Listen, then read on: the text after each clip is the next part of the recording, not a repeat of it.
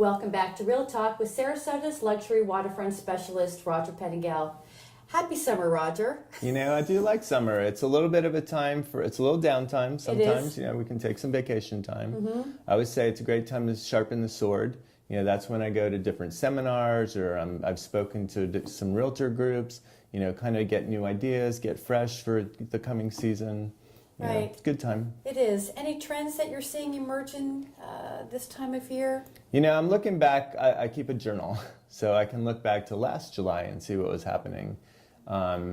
It was interesting. I remember this one week I was out of town and we got 8 offers, and that was in the beginning of July. Mm-hmm. And the difference between this July and last July, so those were actually all pretty good offers that were all workable. I mean, I think 7 out of 8 of them all came together, and they were just kind of normal, like normal.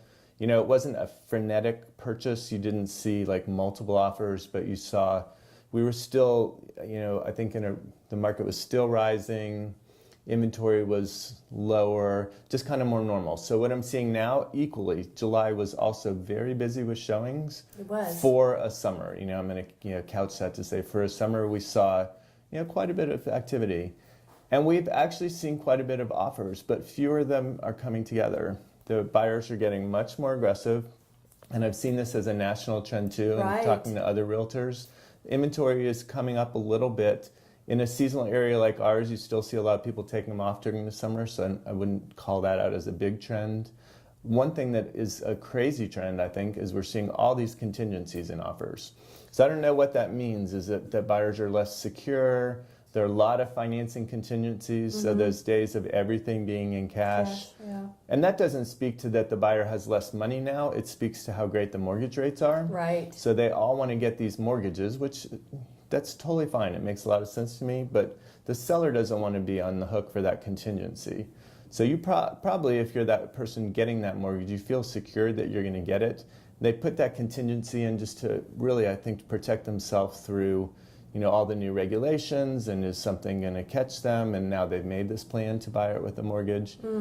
At the end of the day, all those mortgage contingencies are fine, and we're making them through just fine, but it's definitely it's a little more exhausting.